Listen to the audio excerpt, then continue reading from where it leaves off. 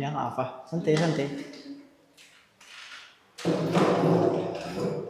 Ini berarti dia sutradara, kameramen, editor. Oke.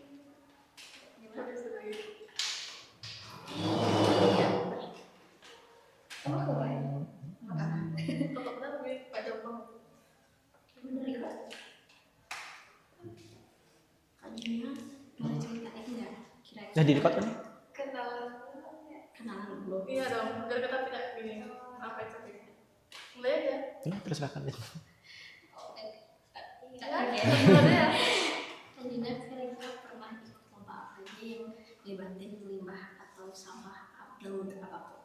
Oke, kalau untuk lomba penelitian selama SMA itu yang manfaatin limbah, aku baru ada ikut ngangkat 3 topik, di mana yang pertama itu waktu Thailand Investor Day atau TID, itu pas aku kelas 10 aku ngangkat tentang memanfaatkan limbah batok kelapa dan serabut kelapa, di mana batoknya itu kita ambil karbonnya dan serabutnya itu kita ambil silikanya. Itu kita manfaatin untuk jadi bahan anti radiasi yang kita bentuk kayak sebuah tas untuk HP gitu.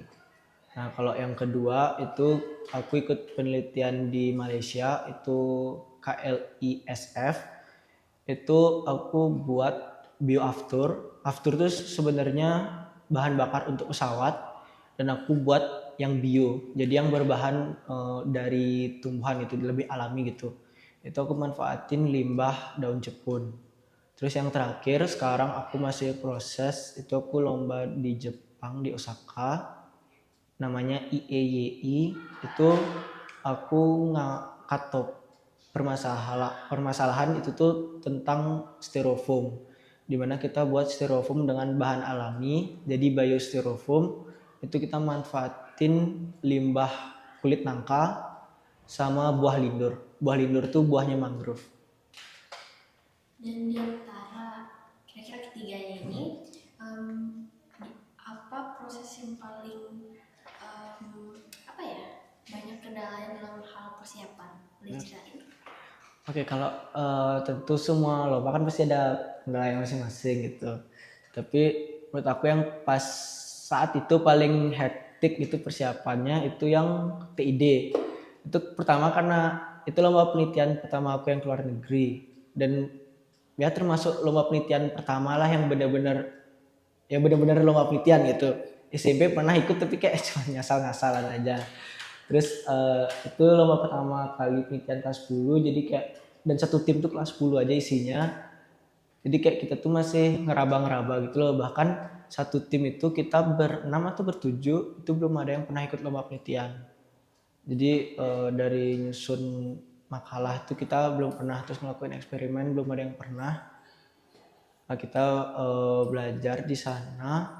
Itu yang bikin lumayan hektik, karena kalau nggak salah waktu itu untuk nyari bahan karbon sama silikanya itu lumayan sulit, karena sebenarnya yang dicari itu kan karbon dari tempurung kelapa.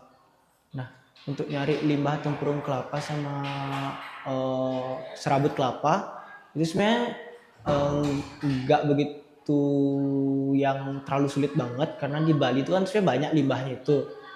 Cuman karena kita nih di Denpasar, di kota gitu, dan kita kenalan warga-warga sini itu masih kurang, jadi kita agak bingung gitu untuk nyari limbahnya kemana. Kebetulan anggota kelompok itu aku sama ada teman aku Reva, itu kita kampungnya di Gianyar sama di Bangli.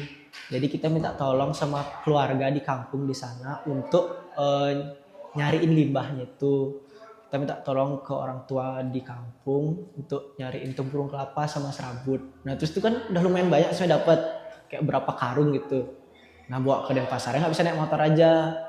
Akhirnya itu kita minta tolong ke orang tua di kampung di Gianyar sama di Bangli juga untuk bawain ke Denpasar. Jadi dibawain dulu, terus kayak udah seneng, udah dapat banyak, udah cukup nih bahan segini, kita nggak nyari lagi. Nah ternyata pas diolah itu pengolahannya lama, tempurung kelapa itu untuk jadi karbon itu perlu di oven dengan suhu tinggi kayak sekitar 600 atau 700 derajat. Sedangkan alat kita di sekolah itu terbatas alatnya, dimana untuk suhunya itu cuman bisa sedikit dan nggak bisa diatur terlalu tinggi. Jadi untuk proses jadi karbonnya aja tempurung tuh kita harus hancurin dulu. Itu malam-malam kita kayak getok-getok palu gitu di rumah masing-masing. Habis itu ke sekolah kita masukin ke oven. Karena oven itu nggak bisa langsung tinggi, jadi kayak kita ngoven dengan suhu maksimal di oven sekolah, di oven MP. Terus udah berapa menit kita keluarin, kita hancurin lagi biar makin kecil. Lagi dimasukin, pokoknya diulang-ulang terus kayak gitu sampai lumayan lama. Itu pokoknya asapnya banyak banget, pas itu kayak ada kebakaran sekolah. Dan itu kan karbon ya, jadi kayak kita tuh ngirup karbon tiap hari, padahal itu sebenarnya nggak baik. Pokoknya waktu itu ada yang lucu karena kita sering hidup karbon, jadi kalau kita ngupil itu warna hitam gitu. Oke, itu lucu menurut aku karena kayak freak banget. Terus apa ya lagi yang bikin sulit tuh setelah kita ngoven kita ngancurin itu kan dihancurin nggak mungkin sampai serbuk ya, sedangkan yang kita perlu itu karbon dalam bentuk serbuk. Nah jadi itu harus kita saring lagi pakai saringan yang untuk penelitian biasa di sekolah. Itu ukuran saringannya kecil banget, jadi yang kita dapat itu juga semakin sedikit. Jadi, kayak dari satu karung tuh untuk karbon kayak kita cuma dapat antara 5 wadah plastik mika tuh 5 sampai 10 gitulah, aku kurang inget. Dan untuk silikanya ini lebih parah lagi karena untuk di silika tuh perlu suhu ngoven yang lebih tinggi, dan itu nggak boleh terlalu lebih banyak atau kurang, karena kalau lebih banyak takutnya silikanya malah melebur dan kita nggak dapat apa. Sedangkan oven di sekolah tuh suhunya tuh kayak agak main-main, jadi kita terpaksa harus bawa ke pembakaran. Kalau pembakaran yang gilap itu tuh bayarnya lumayan mahal dan bisa masuknya itu juga sedikit. Beruntung kita ada kenalan dari alumni, itu sebenarnya dia kayak tempat pembakaran keramik. Nah, tapi untuk pembakaran keramiknya itu tuh bayarnya tetap main mahal.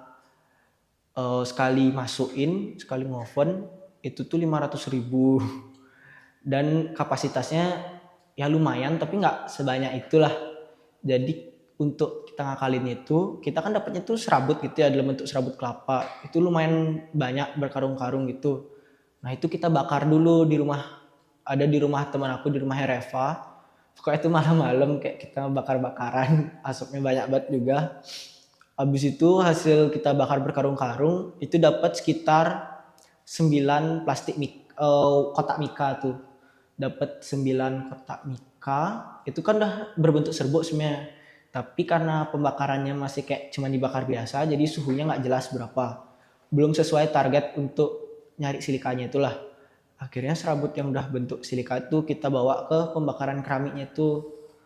Di sana 9 kotak untungnya bisa pas masuk sekali pembakaran. Jadi kita cuma perlu bayar 500.000. Tapi setelah dibakar dengan suhu di atas 700 gitu kayaknya, itu dari 9 kotak cuma dapat 1 kotak, kotak mika tuh. Jadi kayak kita dari berkarung-karung bakar jadi 9 kotak, dibakar lagi cuma dapat 1 kotak. Dan pas kita ngitung untuk mengujinya itu kan ada lumayan, kayaknya ada 6 indikator pengujian. Dan untuk buat sampel yang diuji itu kita merluin bahan yang lumayan lah dari karbon dan silikanya. Dari karbon itu kan hitung-hitung sekitar 5 sampai 10 kotak tuh dapat. Jadi masih ada lah spare. Nah, tapi yang silikanya nih kita cuma dapat 1 kotak. Akhirnya rencana yang awal yang kita buat, kita kan harusnya buat 6 sampel kotak karena ada 6 perlakuan. Tapi setelah kita ngitung kayak, waduh bahannya nggak cukup nih. Terus kayak muter otak lagi gimana ini caranya, waktu dah mepet. Kita bahan udah kurang banget. Akhirnya untuk nguji aja dulu karena deadline paper kan waktu itu yang paling dekat tuh deadline papernya, abstraknya. Itu perlu hasil pengujiannya aja lah dulu setidaknya. Jadi kita buat sampel.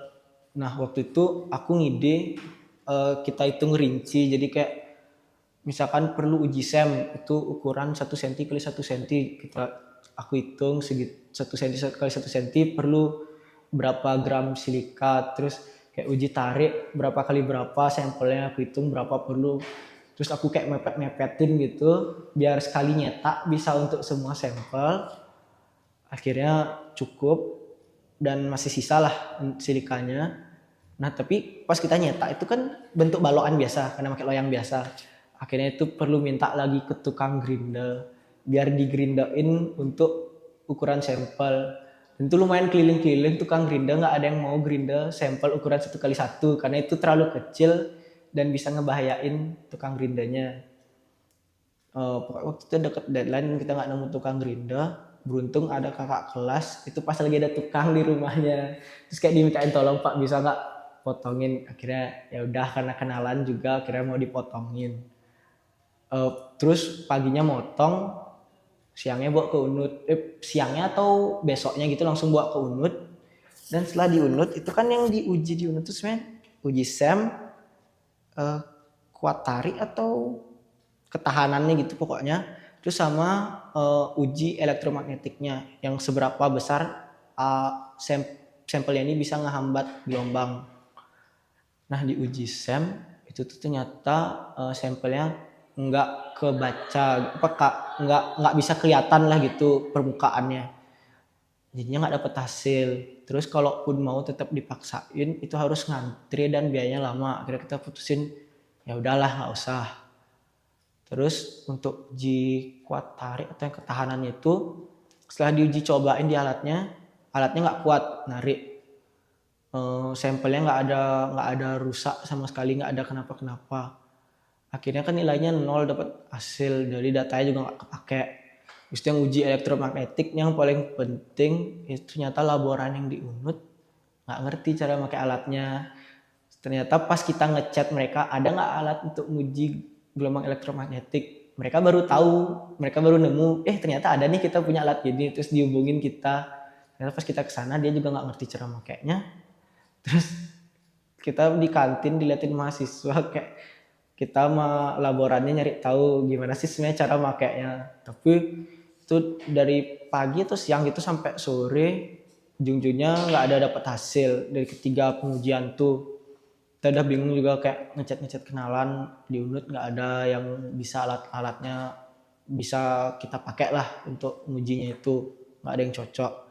Akhirnya kita pulang tuh naik Grab karena nggak ada yang nganter. Habis itu kayak kita di mobil semua udah tidur, udah capek, udah pasrah juga nggak tahu ngapain lagi. Untung sampai sekolah habis itu disaranin ya udah nguji aja sekedar pakai yang ada aja, maksudnya pakai cara manual gitulah. Jadi uji kuat, misalkan kekuatan itu kita lempar dari ketinggian berapa meter, itu kita lihat seberapa yang retak. Terus uji SEM-nya itu kita pakai di MP itu ada alat untuk melihat permukaan. Itu emang nggak sebagus SEM tapi setidaknya kelihatan lah pori-pori dari sampelnya itu seberapa banyak sih, karena itu yang dicari kan. Nah yang paling penting nih uji gelombang elektromagnetiknya itu yang alatnya di MP nggak ada. Kita bisa aja beli online tapi ragu gitu lah juga, takut kena scam sedangkan harganya lumayan. Akhirnya aku nyoba dulu nyari sama temen aku keliling ke, aku sebut kayak alat-alat elektronik itulah kayak yang ACE, Informa atau enggak alat-alat elektronik lain gitu. Aku nyari nggak nemu, nggak ada yang jual. Adanya untuk ngedeteksi listrik, arus listrik. Untuk gelombang nggak ada. Akhirnya mau nggak mau kalau nggak ada datanya apa yang kita kumpulkan gitu, sedangkan itu yang indikator yang penting. Akhirnya kita ya coba dah beli online. Alatnya sih bener ya, itu sebenarnya untuk mengukur gelombang elektromagnetik di microwave. Tapi ternyata di HP itu gelombang elektromagnetiknya nggak sebesar itu. setelah kita nguji alatnya itu di HP, ternyata hasilnya nggak, kadang kelihatan angka, kadang low gitu isinya. Jadi kayak datanya nggak jelas gitulah, nggak bagus. Tapi karena emang harus banget waktu itu udah mepet banget deadline, akhirnya kita coba-coba dah kayak nyari-nyari itu biar dapat angkanya. Akhirnya untuk sementara itu yang kita pakai untuk ngumpul paper, untuk ngumpul abstraknya. Untung kayak berapa lamanya habis itu pengumuman, untungnya lolos. Nah, karena lolos berarti kan harus ke Thailand untuk presentasi gitulah. Nah, untuk presentasi itu kan kita harus nunjukin nih alat kita, tasnya itu, karena produk yang aku buat tuh tas untuk naruh HP biar kita nggak kena radiasinya. Nah, untuk buat tasnya itu loyangnya nggak ada yang pas, cetakannya biar bisa ngebentuk kayak tas. Akhirnya kita kita ke tukang las, kita minta lah tukang lasnya untuk buat cetakan dari sketsa-sketsanya kita. Habis itu udah jadi, itu lumayan ngejar-ngejar tukang lasnya biar cepet jadi. Pas dicetak, karena itu resin kan mengeras ya, nah itu sulit banget untuk dikeluarin. Setelah udah dikeluarin pun, karena kayak kita ada entahlah ya, kita ngikutin dari penelitian sebelumnya itu ada nambahin bahan apa gitu ya, gliserol kayaknya atau apa, gliserin gitu. Nah ternyata pas kita tambahin itu bikin produk kita tuh kayak minyak, didiamin sekian lama keluar kayak minyak kayak blenyak gitu. Sedangkan bahan kita udah mepet, kita nggak mungkin buat lagi, dan sampel-sampel yang kita uji pun ada bahannya itu. Jadi nggak mungkin kita ngulang semua dari awal. Jadi nggak mau kita lap-lapin. Terus juga untuk ngatasin hal itu, dan karena kita buatnya tuh tas kan harus fashionable gitu, harus kelihatan looksnya bagus. Akhirnya kita bawa ke tukang pembuatan tas gitu. Kita minta mereka untuk ngelapisin bagian luar dan bagian dalam tasnya kita tuh pakai ada kayak bahan kulit gitu yang nggak terlalu mahal. Akhirnya dibuatin, itu udah mepet banget sama mau berangkat, kayaknya H-3 apa H-4 mau berangkat. Akhirnya kita minta lah kayak agak ngejar-ngejar dikit biar cepat selesainya. Untungnya selesai tepat waktu, kayak H-1 tuh hari ya H-1 mau berangkat. Jadi itu juga pas itu baru ngeprint poster.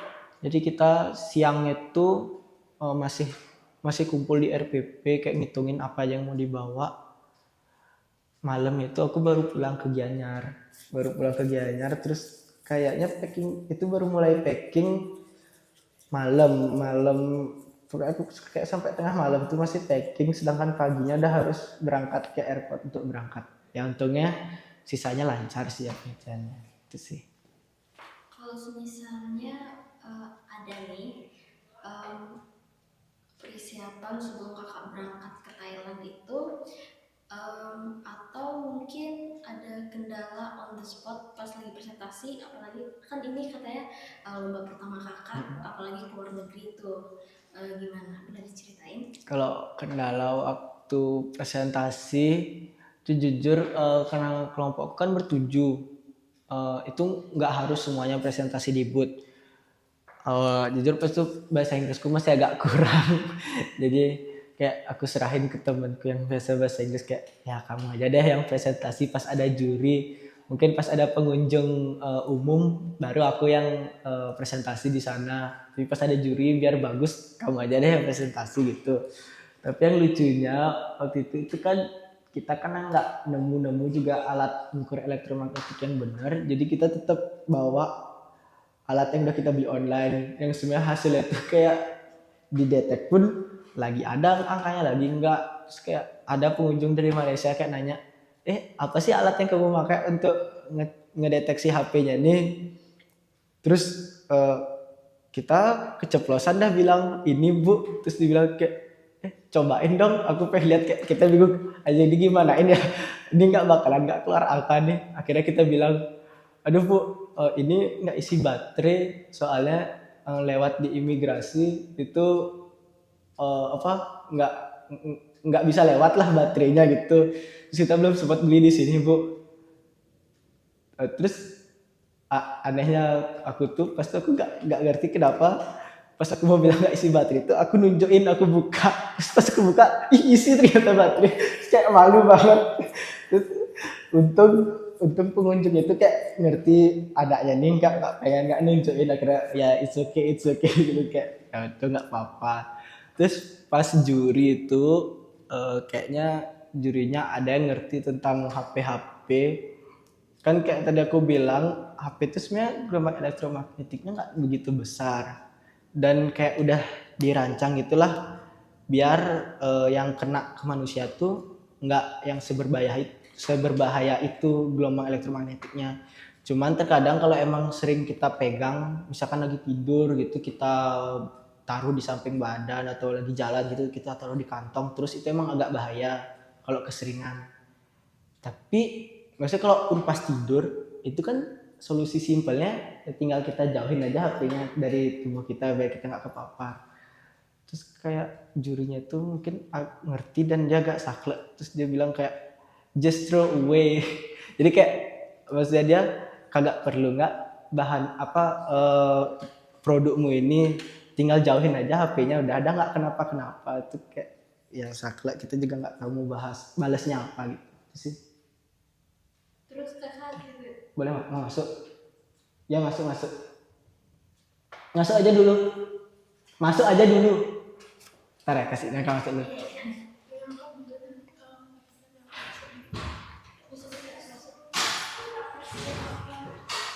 Kenapa? Oh iya tapi masih nanya jadi nggak apa-apa biar dah. Oh iya. Kenapa? Ya belum kok kan bisa dikat. Bisa dikat kan? Nggak apa.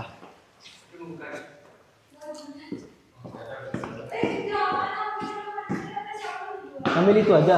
Itu mau balik. Bawa udah balik. Ya. Ya. It's okay guys.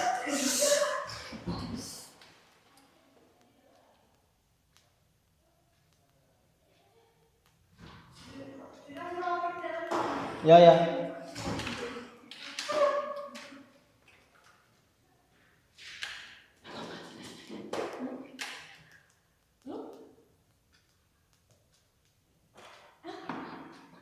Oh.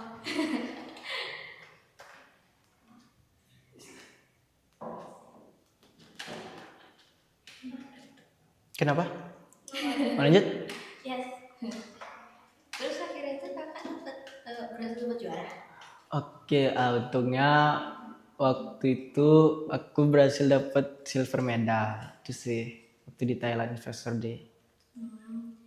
Dia mau tahu dong kenapa kakak milih buat lomba keluar negeri sebagai lomba pertama ya kakak? Boleh diceritain? Oke, sebenarnya kalau lomba penelitian pertama itu aku pengen nyoba yang LPB, cuman waktu itu tuh nggak kekejar gitu dah karena kan kayak baru-baru ekstra pas itu terus ya belum begitulah masih seringan diam di kelas, belum begitu yang deket juga sama teman-teman yang lain jadi nggak ngejar.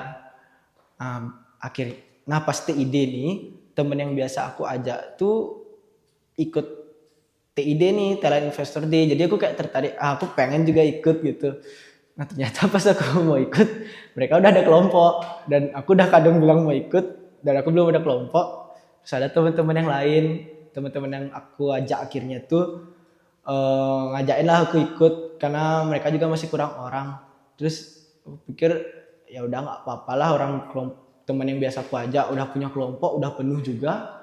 Ya udah aku ikut sama kelompok yang lagi satu nih walaupun nggak bisa deket setidaknya kenal lah ikut-ikut aja. Di kelompok itu ada siapa aja? Oke, di kelompok aku tuh ada Reva, Maul, Dian, Malori, sama aku. Terus boleh ceritain nggak kalau misalnya ada kendala dalam tim dalam komunikasi atau gimana? Ya mungkin kalau yang kendala tuh pasti ada ya, apalagi kayak ini lomba pertama untuk kita semua yang ada di tim itu. Jadi kayak kadang tuh kita sama-sama bingung juga mau ngapain. Terus ini kan juga masih kelas 10 ya, kayak kita tuh baru sekolah, baru tahu Trisma kayak gimana, baru tahu MP kayak gimana. Bahkan belum tahu banget sebenarnya kan waktu itu. Terus jadi kadang tuh teman-teman tuh masih ada yang kepecah gitu, sama kadang mereka sibuk dengan urusannya masing-masing, aku juga kadang sibuk urusan masing-masing. Jadi kadang tuh nggak yang bener-bener total gitu ke penelitian karena masih baru juga, jadi kadang masih sering mentingin urusan pribadi gitu. Terus yang kadang terus untuk penyusunan makalahnya, untuk eksperimennya itu juga kita kayak masih ngeraba-ngeraba gitu yang benar tuh kayak gimana sih sebenarnya. Mungkin itu yang tantangan di pembuatan apa di komunikasinya juga. Sempet beberapa kali kesel, tapi ya ujung-ujungnya juga kerja bareng, ujungnya sama tahu juga kayak deadline ini udah mepet, ya udah kerjain bareng, akhirnya ya udah kerja bareng selesai juga. Gak apa-apa sih. Kalau misalnya dalam diri kakak sendiri, kayak pernah nggak sih ngerasa kayak sanggup nggak buat ngejalanin ide ini, atau mungkin kayak udah pesimis duluan sama karena udah mepet waktu gitu udah diserahin? Kalau pesimis itu sempet karena yang kayak tadi itu udah deadline-nya udah mepet. Kita makalah belum yang benar-benar jadi dengan deadline yang udah mepet tuh. Terus mau untuk ngebuat sampelnya itu perlu biaya yang lumayan banyak. Terus bahannya itu lumayan kurang. Itu yang awalnya kayak buat bimbang nih bisa nggak ya jadi. Terus produk udah sampel udah jadi, pas mau diuji nggak nemu alat yang bener untuk ngujinya. Itu udah pas pulang dari unit tuh kayak satu kelompok tuh udah lumayan pasrah, kayak udah nggak tahu juga mau ngapain lagi pulang. Akhirnya semua tidur aja udah capek gitu. Untung sampai sekolah dapatlah solusi setidaknya. Terus apa ya, yang buat bimbang tuh kayaknya itu aja sih yang buat bimbang, soalnya karena kita sama-sama bingung dan udah kekejar deadline. Itu sih, apalagi pas kita nyari tahu tuh ternyata di HP nggak seberbahaya itu, padahal yang kayak latar belakang utama dari penelitiannya kita tuh ngatain HP ini gelombang elektromagnetiknya berbahaya bagi tubuh kita. Ternyata pas kita nyari itu kayak argumen utama kita nih yang kebantah, kan jadi makin bingung ya, kayak anjir ini kita bakal ngomong apa ya ntar ke sana. Itu sih. Terus kan kakak tuh udah ngelewatin nih kayak proses yang panjang, proses banyak kendala. Sekarang dia mau nanya tentang pengalaman berharga kakak pas di Thailand itu. Pastinya ada banyak kan, soalnya kakak juga kesana bareng teman-teman yang baru, dan ini juga baru pertama kali ikut lomba ke luar negeri. Boleh diceritain? Kalau pengalaman selama di sananya, selama lombanya itu deg-degan banget, karena awalnya kita mikir tuh kayak bakal tegang banget gitu loh. Kayak kita buka booth, kita mamerin penelitiannya kita, terus orang umum datang, tiba-tiba aja juri juga bisa datang kayak itu. Jadi kayak kita selama lomba tuh panik yang diam di booth, terus nggak berani keliling-keliling. Padahal peserta lain tuh kayak mereka saling keliling, ngunjungin booth lain, ketemu ngobrol-ngobrol sama teman-teman lain gitu. Tapi kita karena pertama kali kita takut, jadi kayak kita diam aja terus di boothnya itu. Paling jalan cuman sekitar boothnya kita aja, nggak berani benar-benar keliling karena takut tiba-tiba juri datang. Nah di sana juga sebenarnya aku bahasa Inggrisnya BB aja, tapi aku takut ngomong. Nah pas di sana tuh karena ngomong sama orang random dan mau nggak mau harus ngomong, jadi kayak ngerasain oh gini rasanya ngomong bahasa Inggris sama orang luar, kayak nggak yang seserem itu juga gitu. Kayak walaupun kita kadang benar kadang salah ngomongnya, tapi mereka oke aja. Itu sih yang menurut aku seru.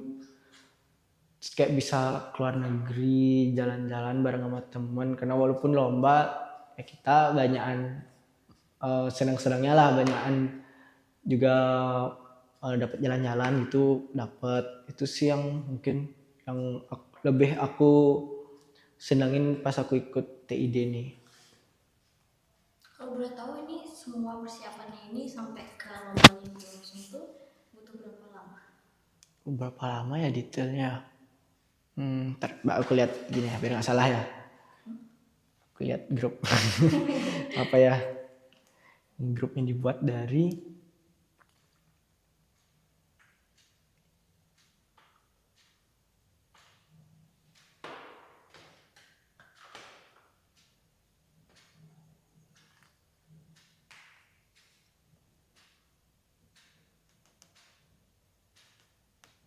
bentar. Sorry biar nggak salah cok.